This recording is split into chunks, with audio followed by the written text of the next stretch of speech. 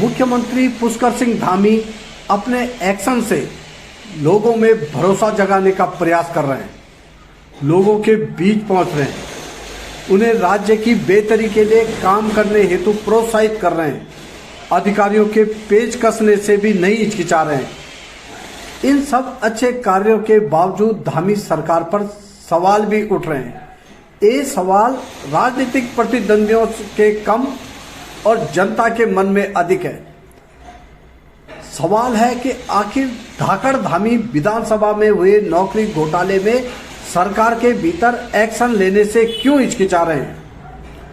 ये बात सब जानते हैं कि चौथी विधानसभा में हुए नौकरी घोटाले के लिए जिम्मेदार कौन है। सब जानते हैं कि तत्कालीन स्पीकर सरकार में कैबिनेट मंत्री हैं। मौजूदा स्पीकर रितु खंडूड़ी ने एक्शन ले लिया है। इस एक्शन पर हाई कोर्ट भी मोहर लगा चुका है। अब लोगों के मन में सवाल ये है कि जो लोग गलत तरीके से नौकरी लगे, बैकडोर एंट्री से नौकरी लगे, उन पर एक्शन हो गया है। उनको स्पीकर ने बाहर का रास्ता दिखा दिया है और इस निर्णय की सराहना भी हो रही है। हालांकि कुछ लोगों की नौकरी गई, इसको लेकर भी कहीं ना कहीं संपत्ति होगी, पर लेकिन ये जो जिस प्रकार से नौकरी लगी थी उस पर सवाल थे और विधानसभा अध्यक्ष रितु खंडूड़ी ने दिखा दिया कि ऐसा नहीं चलने वाला और उन्होंने बाहर का रास्ता दिखाया। सिंगल बेंच, हाईकोर्ट की सिंगल बेंच से जो राहत मिली थी ऐसे लोगों को, वो हाईकोर्ट की डबल बेंच ने ही उस राहत को समाप्त कर दिया है और एक तरह से स्पीकर खंडूड़ी के एक्शन को सही ठहरा दिया है। अब ऐसे में सवाल उठ रहा है कि जिन लोगों को नौकरी मिली, सरकार ने कहा ये गलत था, सरकार ने उन्हें हटा दिया, पर लेकिन उन लोगों पर सरकार एक्शन कब लेगी जिन्होंने गलत तरीके से नौकरियां बांटी।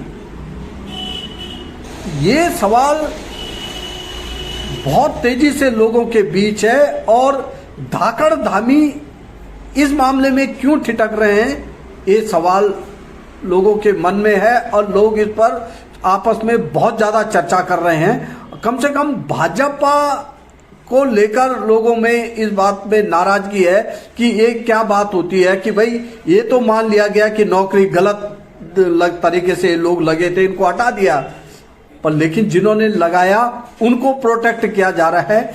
इस प्रकार की चर्चाएं आम लोगों के बीच है।